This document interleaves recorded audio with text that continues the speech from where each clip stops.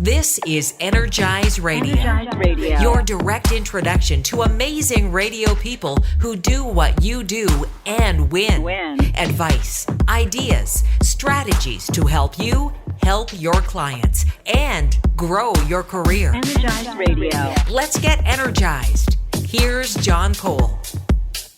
On this edition of Energize Radio, we like to introduce you to people that can help you in your daily grind of working in local radio, sharing some great ideas and tips and things that might be able to help you close one more sale or help one more customer succeed. Excited today to be joined by Mark Foerster from Wolf Boom Radio. You are in Muncie, Indiana, Mark. Welcome. Thank you. Hey, thank you for having me. It's always good to talk about the energy of radio. That never gets old. And so this is going to be fun. Thank you. Yeah. So I know like a lot of sales reps, when we start talking about sales, they want to know about closings and objections and all that stuff's important. But I kind of like to start at the finish line, which is we've sold customers and now we've got them on the air. For you, as a guy that you straddle both lines, you're in the programming department a little bit of the day, and then you're selling the rest of the day. For you, what is the key to good customer service? Because once we get people on the air, obviously we want to make them fans for life. So for you, what's one thing that is just key when it comes to customer service? I think it goes across the entire thing, transparency, because we play a little bit of a game in a way of, hey, you get the client needs analysis, you get the proposal. And then, sometimes what I learned from customers is there's a lot of vagueness. There's a lot of, in the proposal side of things, they may understand what they're getting, but during the course of the campaign, they kind of forget what you kind of agreed to and setting those expectations and those sorts of things. So I always end every single client transaction and say, I want you to know my work starts now. It didn't start when I was learning about your business. It didn't start when, it didn't stop when you signed the proposal. It starts now because it does me no good and you no good if we work together for, hey, this 6-month contract and it's over. I want you from a long-term standpoint because that means you're bought in and that means I'm bought in. And if we don't work together in that regard, it really does either of us no good. And that's worked well for me in doing this for 7 years. It took me a little while to learn that. But I think it's a very important aspect that the customer service, the service you do after the fact, maybe is more important than the money you're pitching. Hey, you just signed $20,000. Go ahead and celebrate because if it's an annual, that's fantastic. But it does you no good if next year they didn't see the results because you didn't do the work during that time period that they were on. Because, the long-term relationships and the long-term people that do it the right way, you go back to those aspects and that really matters. I love the way that you said, set their expectations and meet their expectations.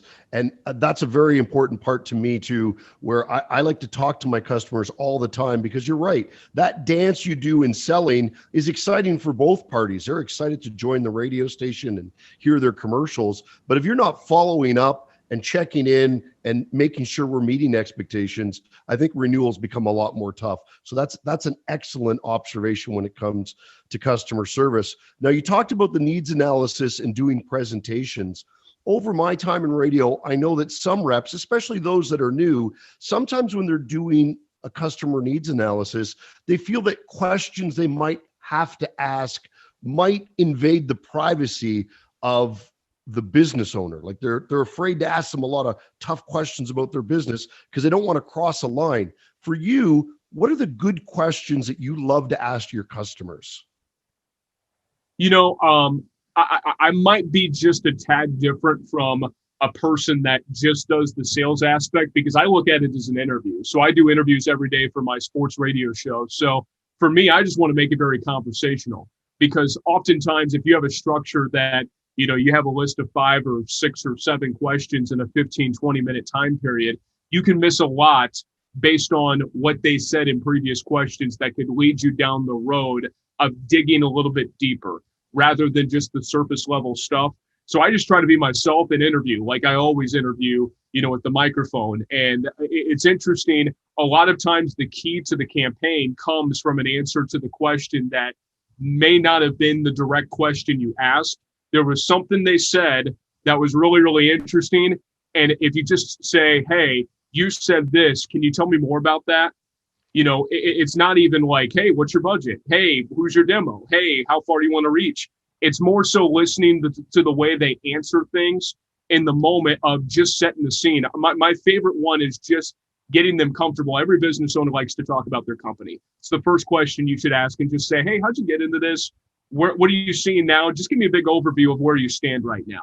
And that's probably the longest answer they'll give you, because no business owner does not like talking about their business. So from there, you can kind of improvise a little bit. Some people, have their own way. I have my way of doing things. Other sellers in our company maybe have it a little bit more structured, and whatever system works for you. Along the way, the conversational aspect has been really big for me, because I get to establish that trust right up front based on, saying something that they told me and turning that into a question. It's almost turned into a trust factor for them, because they know I'm listening. They know I'm not going down the list and just check marking saying, well, I asked that. Well, I asked that. I took directly what they said and turned that around to learn more, because I was genuinely curious. Well, that's what I love about these conversations, because not all reps are sort of straddling the I'm in sports half the day, I'm in sales half the day. But that's a great tip in itself, just to be thinking that you're an interviewer. Like, pick your favorite interviewer, whether it was Larry King or whether it's someone in the sports field, and get in that frame of mind before you go see your customers, and forget about being a salesperson. Be a good interviewer. Again, that's just a great tip in itself. When you talk about the presentations, is there one thing when you do a presentation for a customer that you love to include in every presentation? I do, and it's probably the most important part of the presentation, and has nothing to do with what the client is getting or what they're about to sign. You need to take that needs analysis and turn it into the very first page of your presentation to say what you told me, and go directly to what they said in that needs analysis. So it, again, the same thing about listening to what they said and turning that into questions. That establishes trust. When you get out of the needs analysis aspect and you create the proposal and you talk about, hey, remember when we met a week ago and I said, hey, this is all going to go into why I think you should do what you should do on these particular stations. It all goes back to this page and what you told me. That is the most important aspect of any proposal, because, any salesperson can sell something, but with conviction to establish trust and establish a relationship starts with doing what you're saying you're going to do.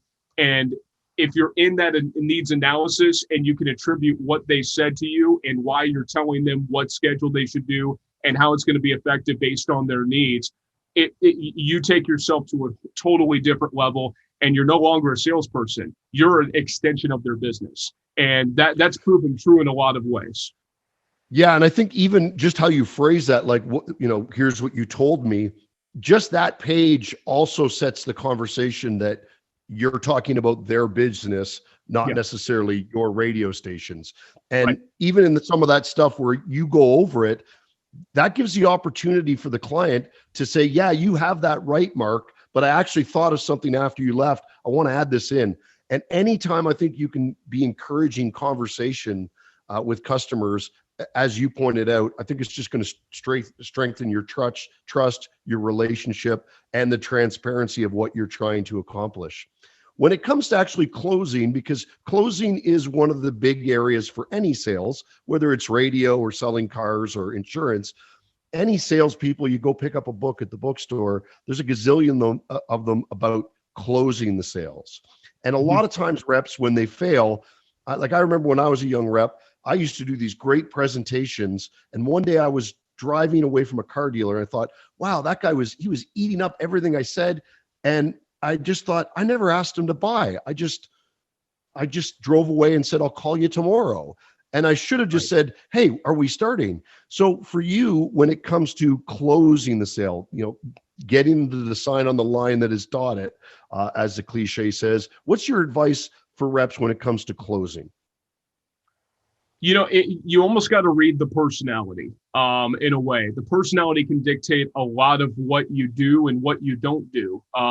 Because, I've closed sales like I'm sure most that are watching this or listening to this by, following up with them a week later. The percentages don't look as good in that regard, but I do that quite frequently. And then there's also others where you got to almost push them just a little bit out of their comfort zone. And some of those have come when I've established the trust and I've known them outside of a business sense, that I feel more comfort to be able to push that way.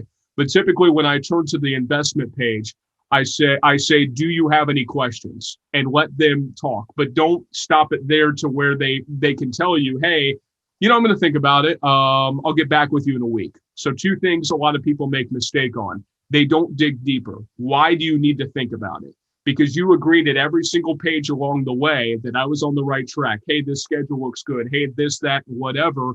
I had everything accurately. So why do you need to think about it? And usually my question is, can you give me a little insight into what you're thinking about? It doesn't exactly sound too accusatory that, hey, sign right now. It's more so opening the floor to let them vent, because you'll find out the exact reason why they need to think about it. It might be they need to talk to somebody else about it, which that was a mistake on my part. I should have found that out in the needs analysis and gotten that person in the same room. But at the same time, they may say, hey, I like to process these things, just make sure everything's in line and the timing's right and those sorts of things. Great. How about we meet in 2 days on Thursday at 1:00?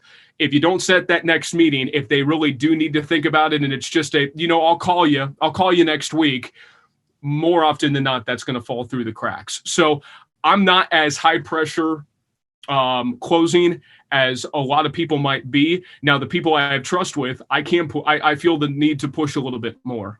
There's actually one client that I've had that actually walked away from the table from me because I was very, very dedicated to the fact that what we put in front of him was exactly what he needed to do. And he felt it was so pressure oriented. He walked away, but he called me an hour and a half later and signed the deal because of my conviction with that. So it just depends on the personality. Yeah. And I love that reminder of, hey, if you're not going to get an answer, that's fine, because sometimes you don't want to, there are people that have to check with their husband or their wife or their business partner, or they like to take the information and just think about it over a 24-hour period. And there's nothing wrong with that. But one point that you brought up that I think is very key is make sure you set that next appointment. Don't leave it out there in the ether that it could be anytime. You can provide that good customer service and say, great, you take time to think of it. Let's follow up on Tuesday at 9 or whatever it might be. Yeah. It's such a small detail. It's such a small detail. And, oftentimes the early success of people just doing this for the first time in any form of sales or media sales, that little detail feels like such a small detail, but it makes a huge difference. It does. One of the tricks that I always share with people is when you talk about that presentation, if you're a rep that struggles with closing, like you're not good at it, or you don't know how to make the transition, I always make one more page of the presentation, and the last page says, when would you like to start? So when I get to the presentation, I get to the last page and I just remind myself that I got to ask this last question. When would you like to start? And again, that's when we then get to a question of the client going, oh, well, give me 24 hours, or could we start on Monday, or whatever it might be. So if you are somewhat reluctant of asking that closing question, just make it the last page of your presentation. And worst case, your client will read it and they'll probably have a smile and laugh, because they're in business and that's what they want their team to be doing too. They want to be asking closing questions. One last thing, Mark, and we appreciate your time. One thing that you could advise everyone selling radio today, what's one thing they could do today after they listen to this that would make them more successful? That's a good question. Off the top of my head, I oftentimes, we go through, in any form of sales, you're told no a lot. And there's some days that are better than others, but oftentimes I focus on my top 15, 20% clients. And it's not necessarily the ones that, in a lot of cases, they are my top spenders, but oftentimes, who are the ones that I just call it flat out get it? What makes them, clients that get it? What makes them people that are able to collaborate with you? Because those are going to be your best clients, the ones that are willing to take your advice, but you're also willing to kind of take their aspects and, make it one big collaboration. I analyze a lot, who my best clients are and how to find more of them. And typically the clients that are your best relationships or your best clients from, the criteria you set of people that I just say get it, they're going to be your best referral piece to find more people like that. So if you haven't done the thing of going into your client and also going in at a time where you're not selling them and just have a conversation, whether it's lunch, whether it's, a drink, whether it's whatever, is comfortable for them, just ask them why they do business with you and what sets you apart. And then the next question should be, how do I find more people like you? Do you have people that I haven't met yet that, you like doing business with me and I could have that same relationship with somebody else and put them in a good success point? Your best relationships are going to help you become a better seller, but they're also your best referral piece to find more people like them, because obviously those people are good in business and understand the value of marketing and understand the value of reaching out. They know other people that have those same values on how to run their business. I love the asking for a referral. And again, just a side benefit to everything you just said, I always used to find that when I was getting those no's, like we take those days where you're taking the hits and you're getting the no's, I always like to have a call, just like you said, not trying to sell anything, where I would either call or go visit one of my favorite customers, take them a coffee and just say, hey, it's been one of those days. And I wanted to talk to you because you're one of the clients that inspires me. I love what you do with your business. And I just needed a little bit of a pump up. And they'll be like, oh yeah, I've had those days. And you'll have a nice little business conversation. And then that's when I would say, hey, you got anyone that's like you that gets this? Like, I just need a couple more great clients like you. Who would you recommend? And it was amazing. They would always recommend someone that sometimes I'd never heard of before. Plus right. The value was the client realized that I was invested in their business and also, viewed them as a mentor. And I got as much from our relationship as they got from the stuff I brought them, which again, I think just made us better friends and our relationship even stronger on a business sense as well. Mark, great stuff. Really appreciate it. We're going to put your contact information at the end of the video and in the description for the podcast. So if anyone has questions, they can reach out and maybe you can share some more great advice. Happy selling and all the best out there in Muncie, Indiana. You guys as well. I appreciate it very much. I really enjoyed this. I always love talking about these types of things. So